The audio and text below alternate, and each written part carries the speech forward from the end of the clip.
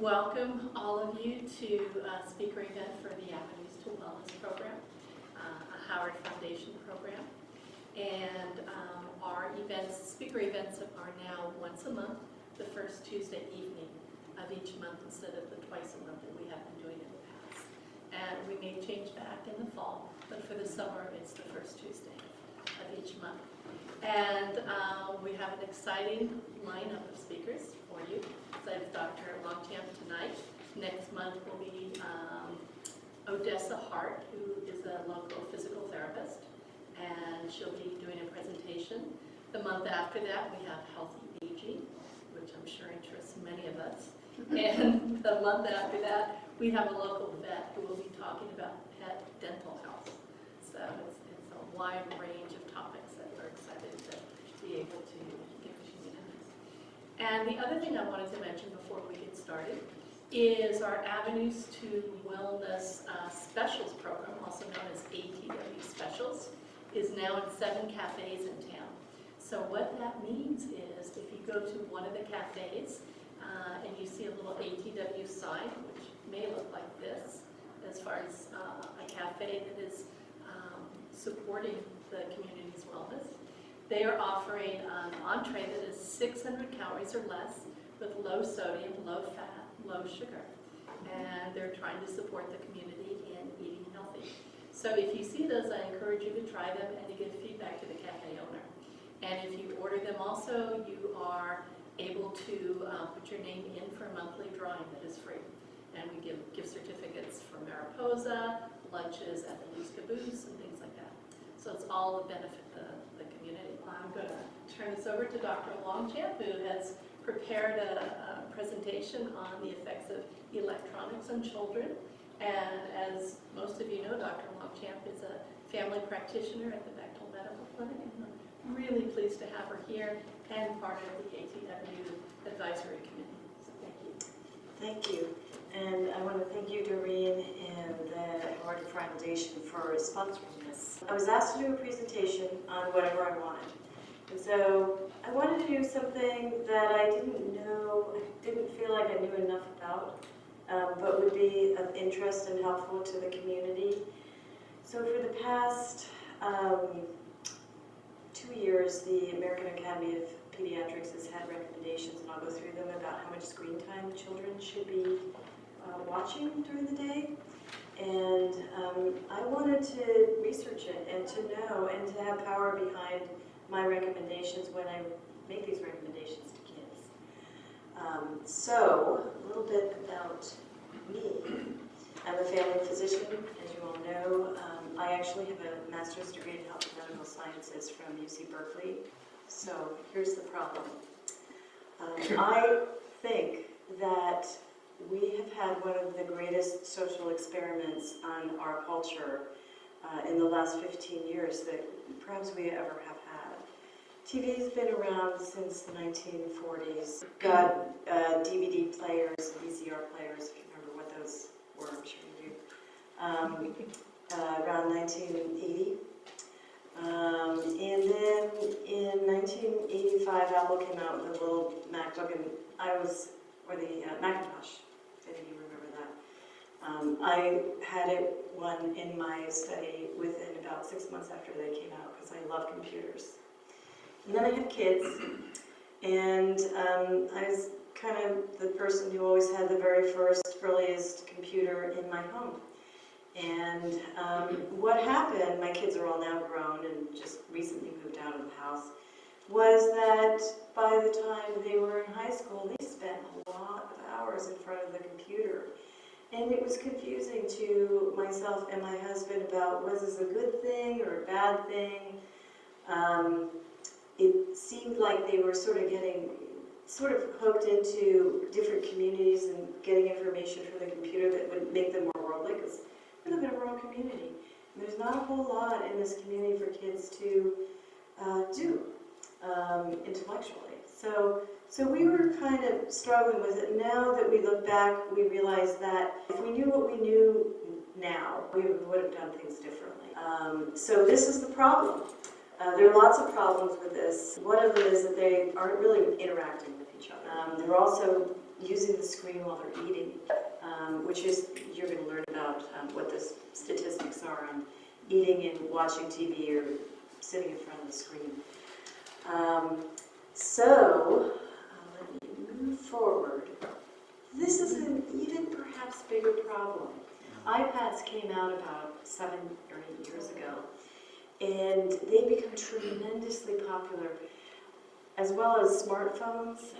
One of the things that I see in my office is I have a parent who brings in a little kid. Maybe the parent needs to be seen. They turn on some program on their little iPad or their iPhone, and the kid just glues onto the screen and zones out. Their eyes get glazed, and the parent can do their business with me, you know. And so, maybe there's no problem with that if it's every now and then. I don't know. I don't really have the answer to that, but this may be a problem. International perspective. So in the United States, people spend an average of 444 minutes on a screen. Sometimes they're working, and sometimes they're playing, but that's a lot of time. In Indonesia, it's very interesting. It's Indonesia, the Philippines, and China, and Brazil, and Vietnam.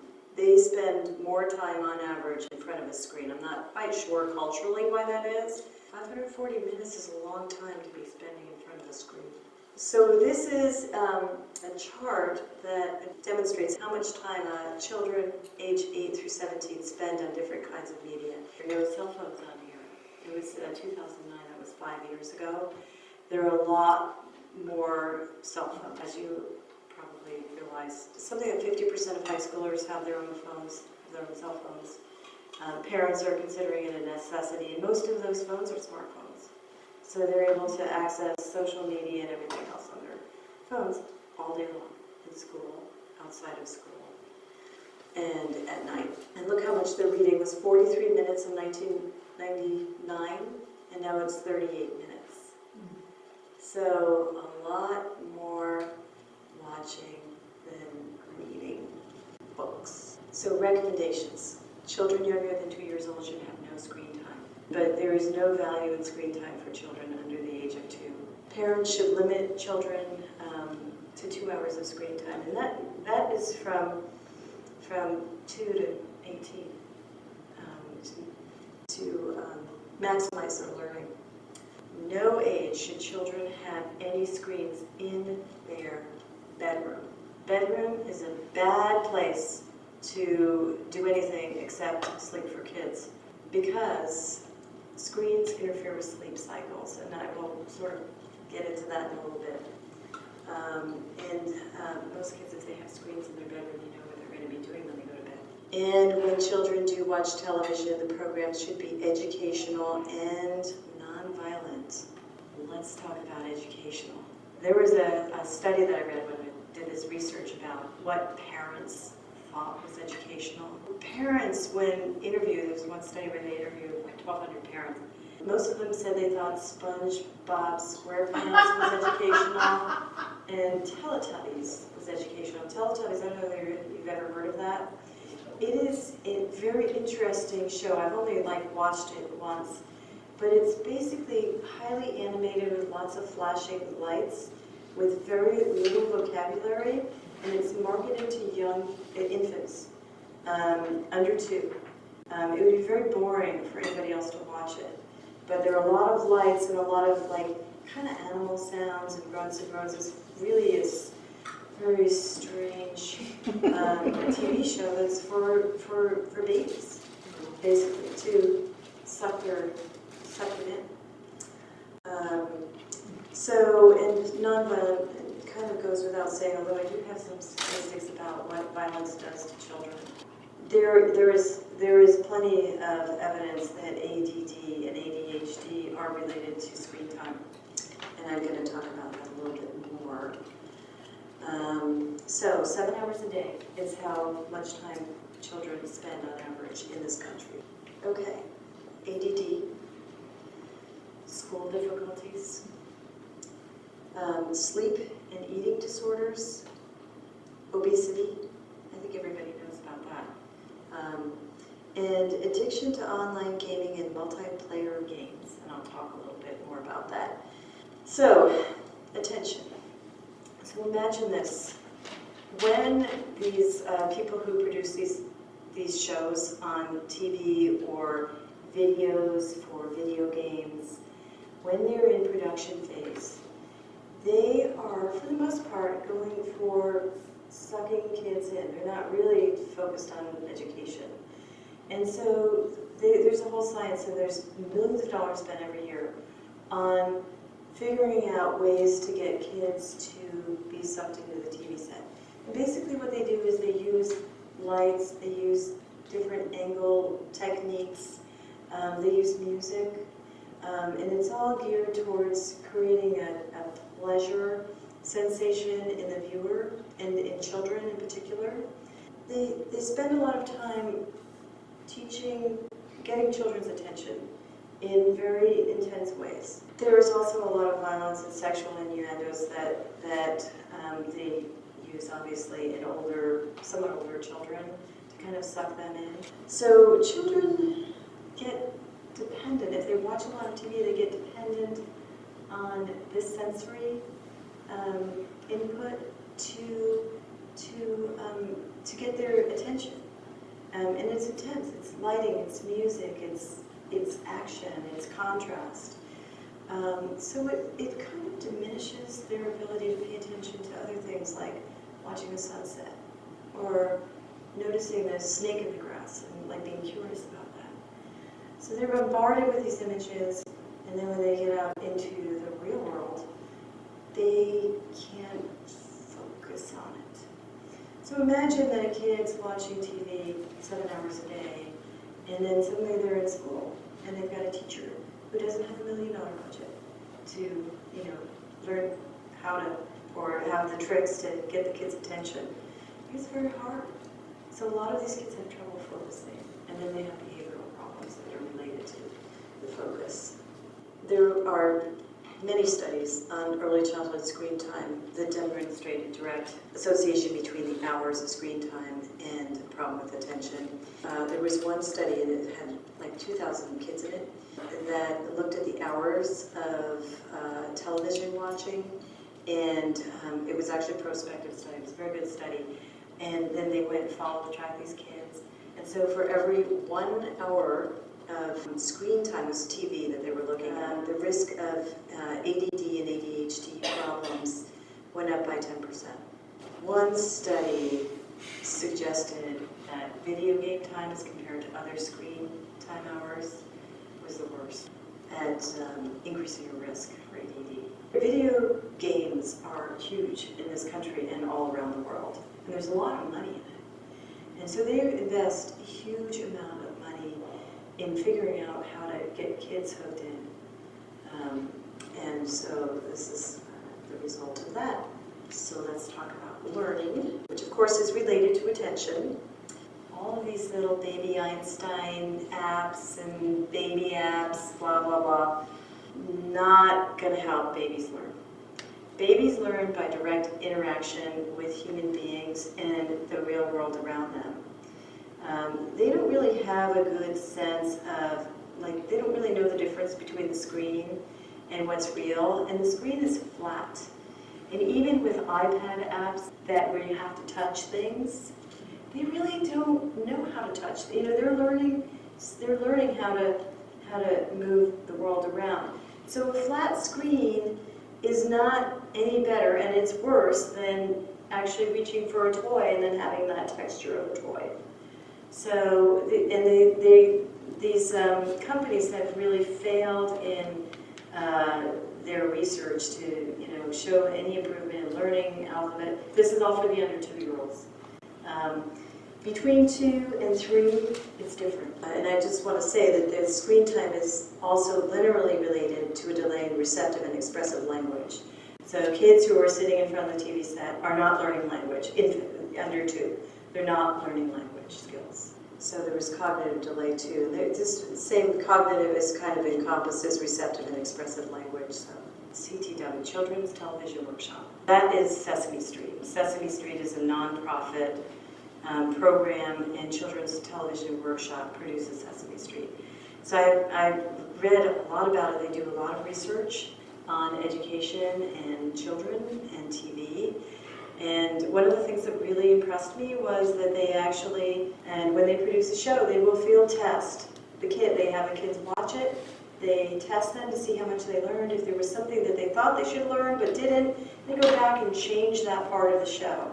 So I was really impressed with the value of their shows and how much quality they put into each show that Sesame Street produces. I was surprised about that, and so early viewing meaning somewhere between 2 and 3. I suspect that it's probably later for boys and earlier for girls. Those kids who watch some educational television will tend to do better in their math skills and reading skills.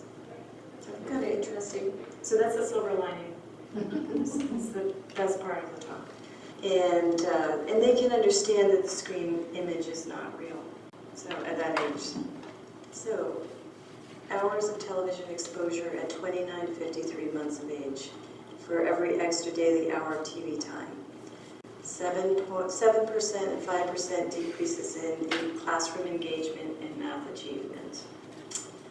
10% increase in victimization by classmates. And that's interesting. I suspect that that has to do with the fact that they are not engaging socially with other kids and haven't learned how to, engage productively with their peers.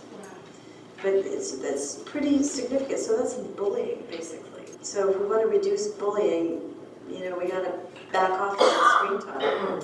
A 13% decrease in time spent doing weekend physical activity, 9% decrease in activities involving physical effort, higher consumption of drinks and snacks by 9 and 10%. That makes no sense because they're sitting there eating, they're in their house.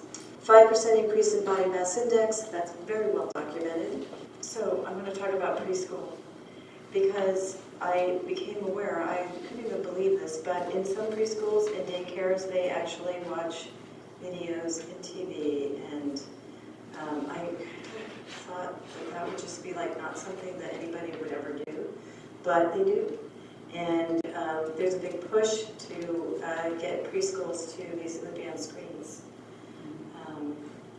which kind of makes sense. I mean, I just had trouble imagining why you have your kid in daycare and let them watch TV. It doesn't really make sense. So all of these above are controlled for socioeconomic conditions too. So this isn't just a problem with poor families, it's a problem with all families. So health effects. Let's talk about melatonin. So melatonin is a sleep hormone. It does a lot of other things, very complex. I found a study that was pretty interesting, that in children who had screen time removed from their lives, their melatonin went up, their serum melatonin, about 30%. I mean, that's pretty significant. We know that kids who watch TV late at night do not sleep as well, and adults too. It's, basic sleep hygiene. Screen time impacts melatonin and many, many other things in the brain, and it can seriously affect sleep in some people. A study of 290 boys, age 15, showed that those who averaged over 2 hours of screen time had elevated levels of C-reactive protein, is a chemical marker.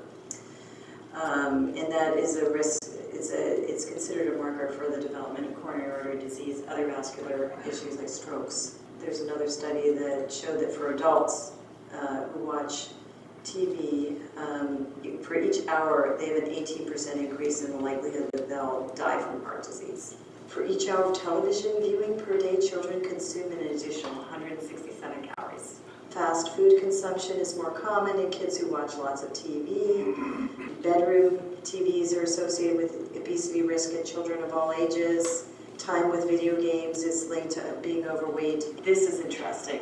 So I've had a lot of patients' families get these Wii games. Are you familiar with Wii? It's a video game where they have a pad that you stand on, and it measures your activity and it mirrors you on the screen. It's actually very interesting to do.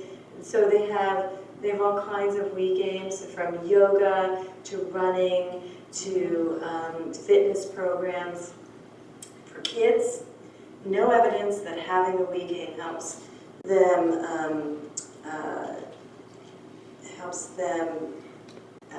be more active. So burn more calories. This was a calorie consumption weight study. Yeah, I know. It's like, okay, so what do I tell them? Stop watching TV. No games. Okay. Screen time, less than 2 hours before sleep, affects restorative sleep patterns. I found a study with 11 kids. I don't know how they managed to do this, but they were subjected to a variety of screen materials, and then they were put to sleep with EEG. So their sleep cycle was monitored.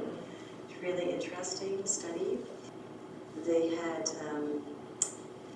definite problems with REM sleep. They did not go into good REM sleep, and they had decrements in learning and memory. But actually, it was only the computer games that caused the REM sleep problems. Actually, so what is the REM? I've forgotten. REM is the deep, deep, deep sleep. Okay. It's considered the most restorative part of sleep. Okay.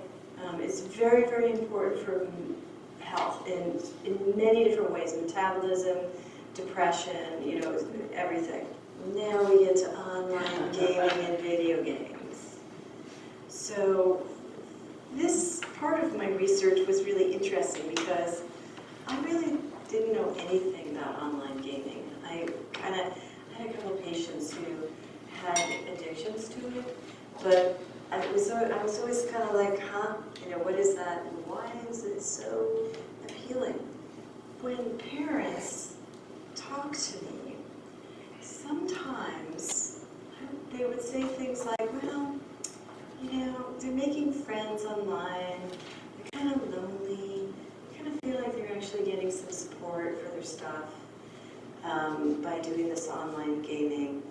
And I've had a couple of people who've actually gotten together with, a couple of kids who've gotten together with some of the kids they were playing with, because these games have fairs, like in the Bay Area, and you go there and you get to meet the people that you're playing games with.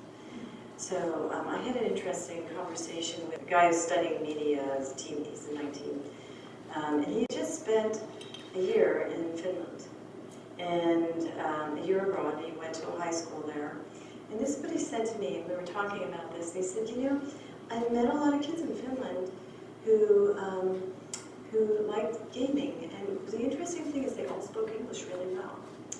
But like in school, I would meet these girls who took lots of English classes, and they didn't speak English very well. But the boys who weren't very good students spoke English really well because they had all these friends on the gaming thing. What gaming is you form a kind of this group of people, and you play this game together. You go on these adventures together, and sometimes you're competing with other people, and they can be from all over the world. And so you meet people from all over the world, and you go on these imaginary adventures. It's very involved. This is like a billion-dollar business, and millions of people all over the world play these games. So this is the good part of it. The kids who play the multiplayer games are more likely to hold favorable views of people from different cultures. That's good.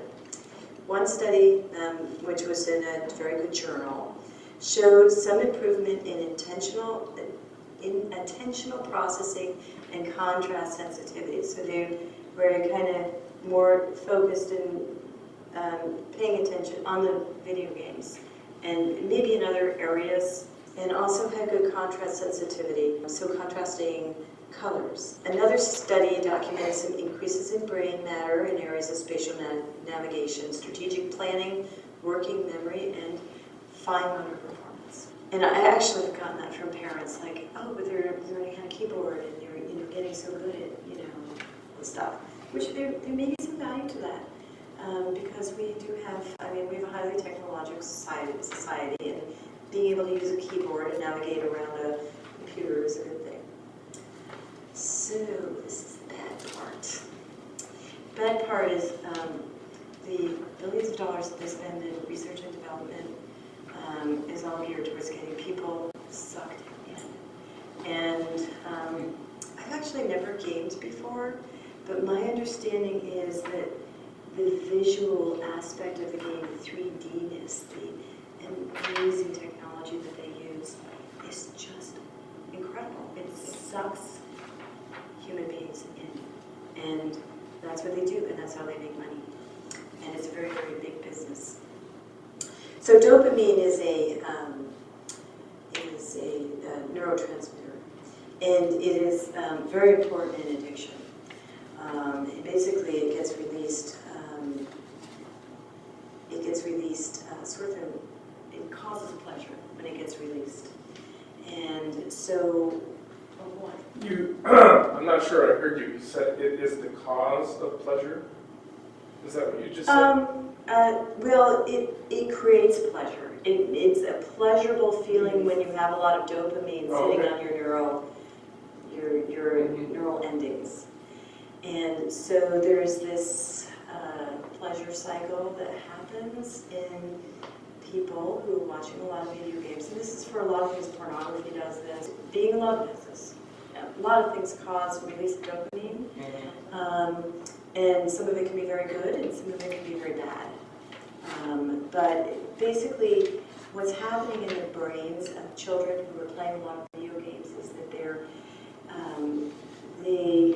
they get stimulated in a way, and they're sending these neural pathways that release a lot of pleasure when they watch games, and not necessarily when they're watching The Snake in the Grass or The Sunset, or they're talking to somebody that they kind of want to date.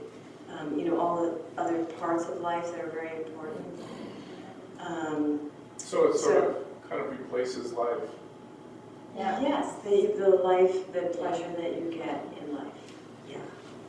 And it's the same thing as other addictions, like gambling addiction is, they've done studies looking at dopamine and gambling addicts. Okay, 92% of children play video games regularly. 65% of college students report playing video online, and 6 to 15% can be characterized as having a video game addiction of some sort. This is an old number, 15. I was just reading today that it's more like 15 million subscribers to World of Warcraft alone, which is an MMORG. Let me see it. It's a massive multiplayer online role-playing game. And here, I'm trying to memorize that. So there are various games. Dungeons and Dragons is an old one. Oh, yeah. And some of you probably had kids who like that. And it's still around. But then there's also EverQuest. They are super duper popular. And so players who play these 25 hours per week, 50% of players feel like in some respect they're addicted to the game. 70% report having played 10 hours straight at one point in their life. 18% feel like it's been a problem for them, financially or educationally, or with it created some work problems. The younger the player, the greater self-reported addiction, and it's mostly males. And I love this picture because it's like everything's wrong, right? So he looks like he is having a real dopamine experience there. Lots of pleasure going on. She's bored. And she's bored, and he's not relating to her. This is a very, very big problem that some young men, young adult men, are having a very hard time with this because they're not going out and dating. They're not really enjoying the kind of life that we would hope that they would enjoy. And they're not able to communicate and express themselves with peers or with potential partners. And to top it off, he's eating popcorn. Okay, so I'm going to go over the recommendations so that we're all clear. Under 2 years old, don't watch. Over 1 or 2 hours of total screen media per day. And that is educational media, not SpongeBob. There are some ways, if you go to Children Television Network, they have lists of educational programs. There really aren't very many. It's Sesame Street, it's Mr. Rogers' Neighborhood. Does he still on? I think so. They're reruns. Well, the Is that reruns. what he Did he died? die? He did. Oh. Yeah. Okay. Mr. Rogers. No TV sets, smartphones, iPod, or video in the bedroom. And when children do watch TV, educational, again, the educational television does not lead to attention deficit, it looks like, which is good. How to control the Can I keyboard? ask you a question, please? Yes. How do they say 1 to 2 hours? Well, first of all, who's saying it? And why do they, in what way do they come up with that? Have there been studies that suggest that 2.5 hours you're in trouble, or what? Okay, so who's saying is the American Academy of Pediatrics. Okay. And these are guidelines that were published a couple of years ago and that we've been talking to our patients about. Uh-huh. And I think that that's a very interesting question, like, is there kind of some kind of threshold? And the answer is that in my research, Yeah. there wasn't a threshold, but there was evidence of benefit. So I'm not sure why it's 1 to 2 hours, but I suspect that it's a combination of there being a benefit and the feeling that the benefit probably diminishes at 2 hours. But I don't have the studies and I don't have the research, so I can't exactly answer that. Yes? Today I watched a little bit of the soccer game, the World Cup, and yesterday I watched a little bit of it, more or less the highlights. What about watching the Giants, the San Francisco Giants? You know, they've been winning a lot of games. It's and so definitely good, except they aren't winning games. serious Something, problems. 6:30. it causes Back on track. bad feelings. That's about trouble. Is this educational or is this it's a great fun. I mean, my wife and I, she loves baseball. Yeah, and I hear you on that. I love baseball too, so we have a lot of fun with it. And sports, watching sports can be an addiction, and you know that. I mean, we all know somebody who watches sports nonstop. So I don't know, when we're talking about kids, so I can't really address it. Didn't really see, I wasn't looking at that, just watching sports. It's an interesting question, for sure. Just You wondering. know, because, well, one of the things we know is that families that watch TV together watch better TV, and that can be an interaction. So that's definitely part of the recommendation, that you really try to make it a family event rather than, the kids in their, in the study watching, and you're trying to get your life together by, cleaning the dishes. I mean, that's what happens, So notice this is how to control the keyboard and not control the child. It's very, very difficult to monitor these things, and I really appreciate it because I'm the parent of 2 children, and I wish that I had what there is now. So let me show you this. Parental controls. So this is on every Apple computer that you can buy. It's a parental control. You can set it so that your child has to go into their account to get on, right? And so you set the computer so that they can only watch 2 hours a day, or however many. This is actually a number of hours here. And then you can have weekday limits and weekend limits. And you can actually turn off the computer at certain hours so they're not watching right before bedtime. This is a tremendous little tool that you can use, and they have it on for cell phones, and they have it for iPads. Yes? Can you also monitor or control content? Yes. Yes, and I didn't really get into that, but they have all kinds of parental controls on computers of all types.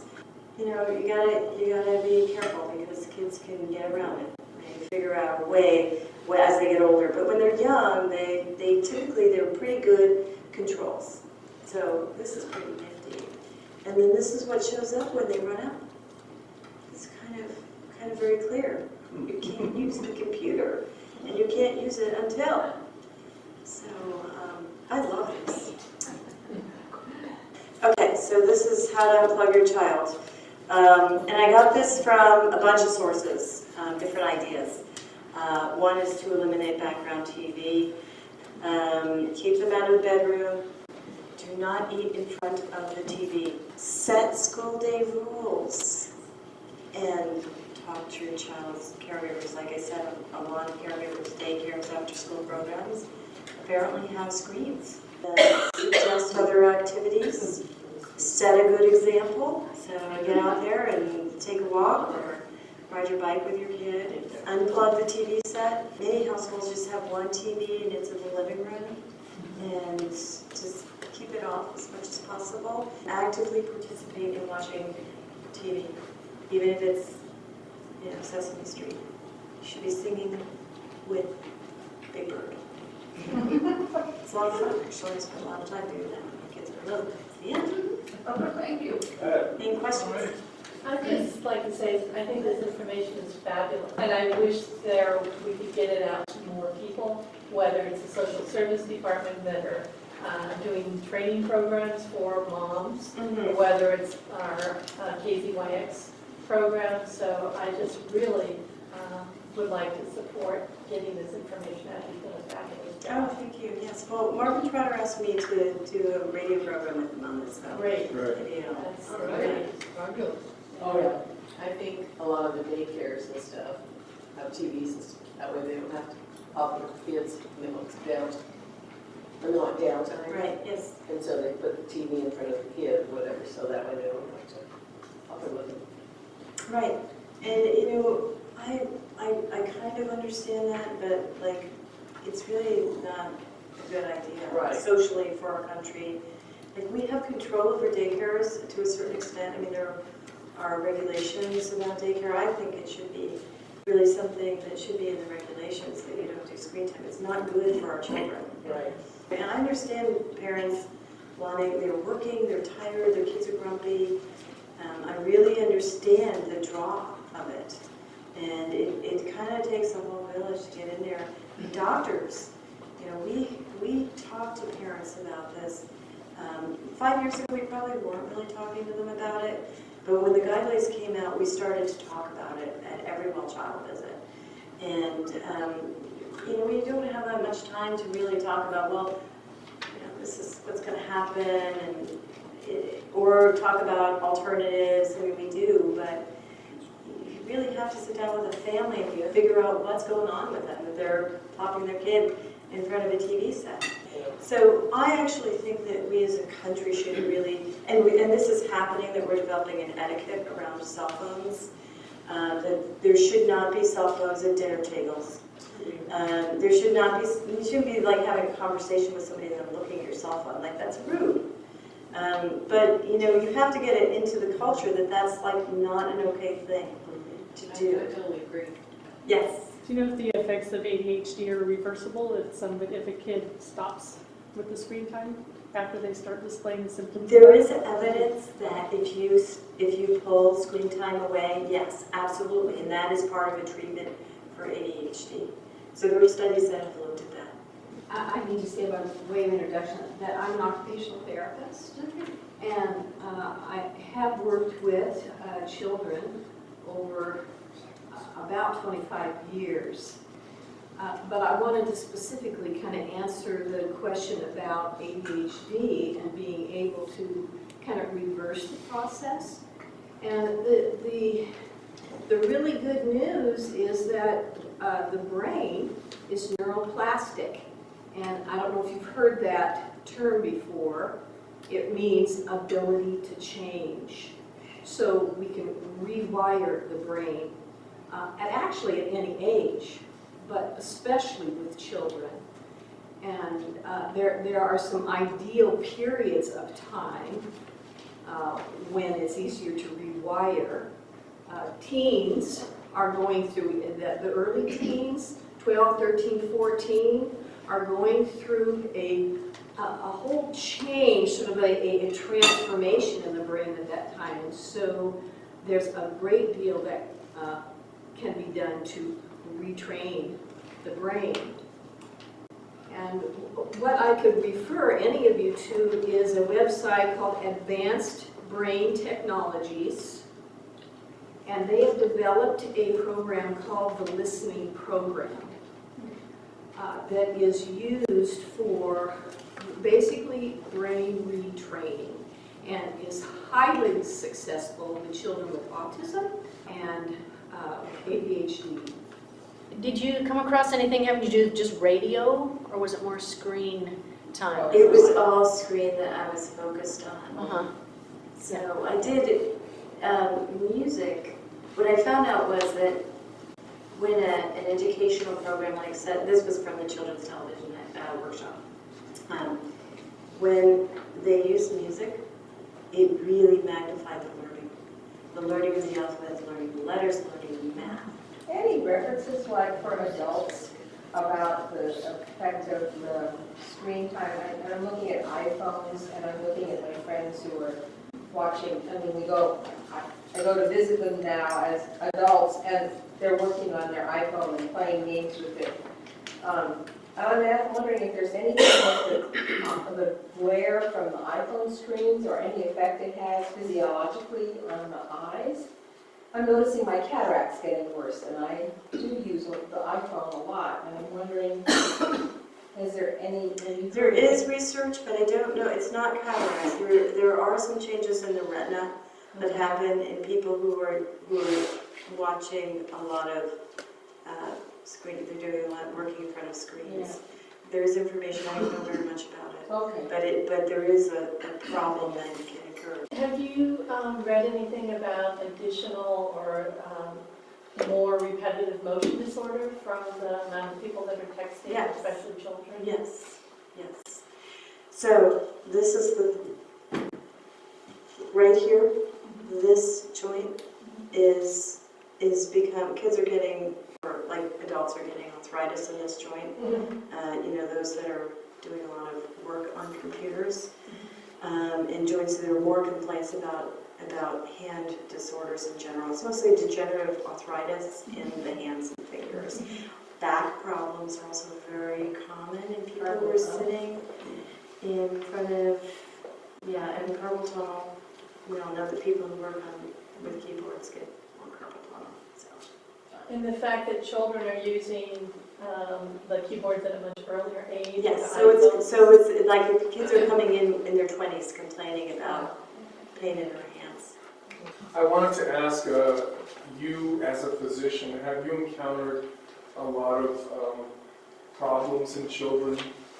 Kind of like personally, have you encountered these people in your practice stemming from screen time over years? Oh, yes.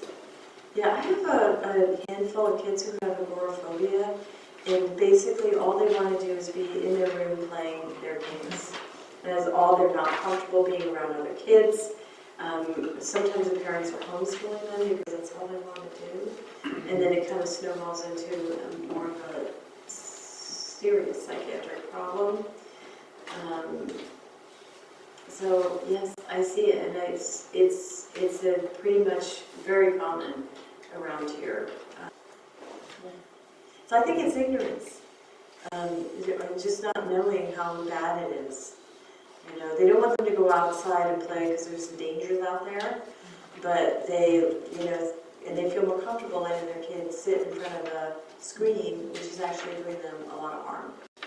Well, I think it's education, and I have to get back at that, and it's also developing an etiquette, developing hey, this isn't really cool to be texting. You put your phone in your pocket, you turn it off when you're going to visit your family or your friends, and you communicate with each other.